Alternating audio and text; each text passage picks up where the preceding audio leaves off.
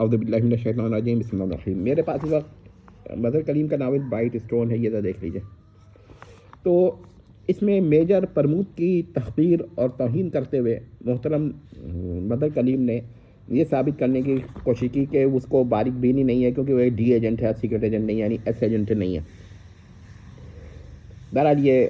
میں سمجھ میں نہیں آتا کہ انہوں نے کیا دلیل دی ہے کہ وہ جو برائٹ اسٹون لے کر آیا تو انہوں نے یہ دلیل دی کہ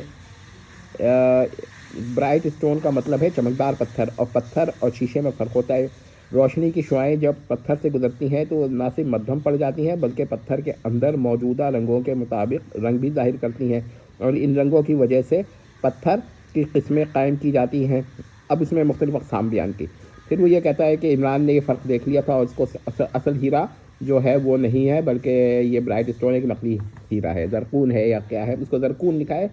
قاف کلیمن سے، حالانکہ میرے خیال زرعون ہونا چاہیے قاف ارشد سے۔ بہرحال تو یہ اس نے دیکھا کہ برائٹ اسٹون پہ روشنی پڑی تو روشنی کے سارے رنگ مجھے نوازی نظر آئے، جس سے یہ سمجھ گئے محترم کہ یہ برائٹ اسٹون نہیں ہے بلکہ زرقون ہے، یعنی زرقون ہے۔ انہوں نے قاف کلیمن سے لکھا ہے اور جبکہ قاف ارشد سے ہے۔ بہرحال تو میں ایک بات بتانا چاہتا اس پہ، انہوں نے تحقیر اور توہین تو کی ہے پرمود کی، لیکن ایک مسئلہ اور بھی بنا دیا کہ عمران کی آنکھیں تھیں یا سپرمین کا ایکسٹرا ویژن تھا کہ وہ اس میں اتنے دور سے اتنی ساری چیزیں دیکھنی۔ آپ ایک دور سے اگر آپ دیکھیں تو آپ پہچان نہیں پاتے، اس کے لیے تو جوہری حضرات بڑے غور و فکر سے دیکھتے ہیں۔ عمران نے اتنی دور سے دیکھ لیا، یہ بالکل لا علمی کی بات ہے، جہالت کی بات ہے، بس اب میں کیا کہوں۔ تو یہ غلطی ہے مظہر کلیم کی کہ کیونکہ پرمود کو نیچے دکھانا تھا، عمران کو اوپر دکھانا تھا، تو اس کی آنکھیں نہیں ہیں، اس سپرمین کا ایکسرے ویژن بنا دیا کہ وہ معمولی سی باتیں بھی نوٹ کر لیتا ہے، اتنے فاصلے سے نہیں نوٹ کیا جا سکتا۔ اور پھر یہ جو جوہری حضرات ہیں یہ بھی اگر دیکھیں گے تو بڑے قریب سے اس کو چیک کریں گے، ایک نظر میں نہیں پہچانا، اور وہ بھی ایک ہیلی کاپٹر تقریباً اس سے وہ بلند ہو رہا تھا، کیسے دیکھ سکتا ہے عمران؟ تو ہم یہ کہتے ہیں کہ مظہر کلیم کے وہاں یہ ٹیکنیکل مسٹیکس پائی جاتی ہیں۔ اگر آپ حضرات کو ہماری یہ بات سمجھ میں آ گئی ہے تو ہم آپ کو بتائیں گے کہ میجر پرمود کو بہت زیادہ کمتر دکھایا ہے، لیکن مظہر کلیم نے یہ غلطی بار بار دہرائی ہے، صرف میجر پرمود کے ساتھ ہی نہیں کیا ہے، اس نے فریدی کو بھی کمتر دکھایا، اگرچہ فریدی کا کردار بلند کیا ہے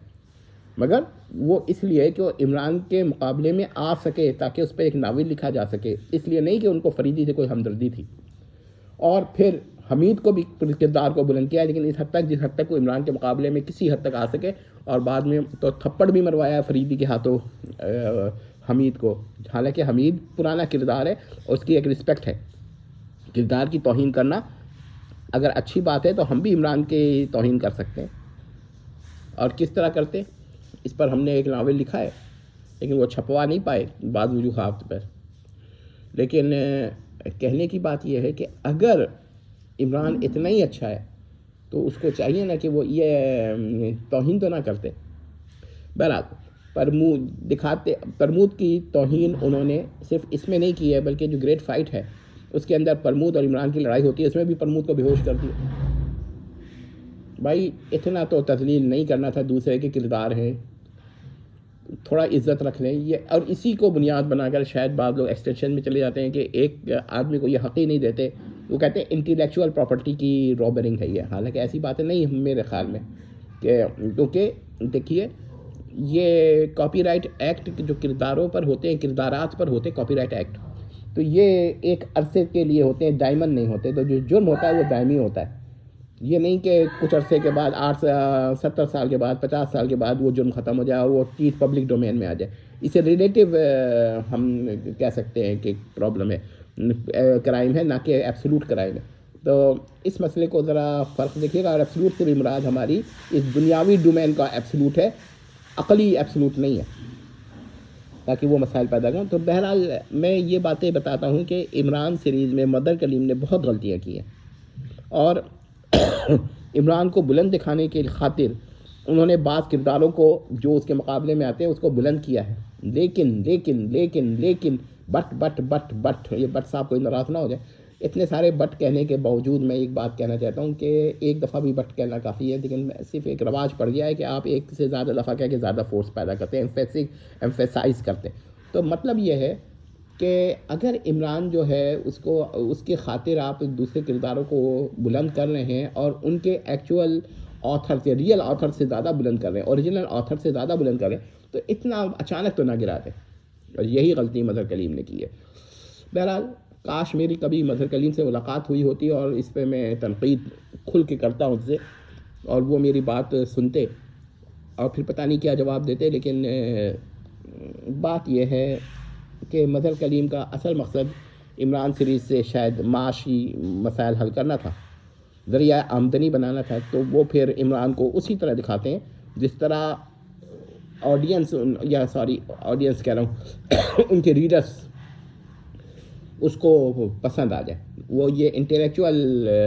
اور ریشنل کرٹیسزم اور کریٹیکس پر وہ نہیں جاتے کہ اس پہ یہ کریٹیک ہو سکتا ہے، یہ کریٹیسزم ہو سکتا ہے، یہ کریٹکس یہ کہہ سکتے ہیں، ٹھیک ہے، یہ سب نہیں آتے. اور جب یہ سب نہیں آتے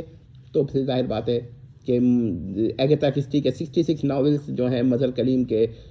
806 ناولز پر بھاری ہیں. اب آپ حساب لگا لیں کہ پر ناول ایگتھا کرسٹی کتنے ایوریج جو ہے، یعنی کہ 806 اپان 66 کر لیجئے تو ریشیو آ جائے گا کہ ایک ایک ناول کتنے ناولز پہ بھاری ہے. میں خود ڈسکرپشن میں ایڈ کر دوں گا یہ مسئلہ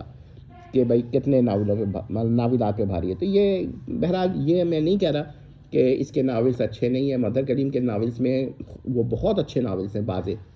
بعض بہت ہی احمقانہ بھی ہیں، لیکن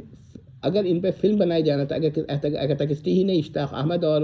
آرتھر کونن ڈائلز کے مقابلے سے بہتری بنے گی. بہرحال میں یہ اعتراض کر رہا ہوں کہ عمران کوئی شرلاک ہومز تو نہیں ہے کہ دور سے پہچان لے کہ یہ پتھر جو ہے وہ نقلی ہے یا اصلی ہے، بلکہ شرلاک ہومز ہی بغیر بنیادی جوہری کے ناولز کے جویلرز کے پاس جو ہوتے ہیں نالج کے، وہ نہیں بیان کر سکتا تھا، وہ اٹھا کر دیکھتا کم سے کم.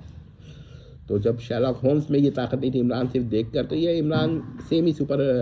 بینگ بنا دیا ہے. امید کرتا ہوں مسئلہ آپ کو سمجھ میں آ گیا ہوگا.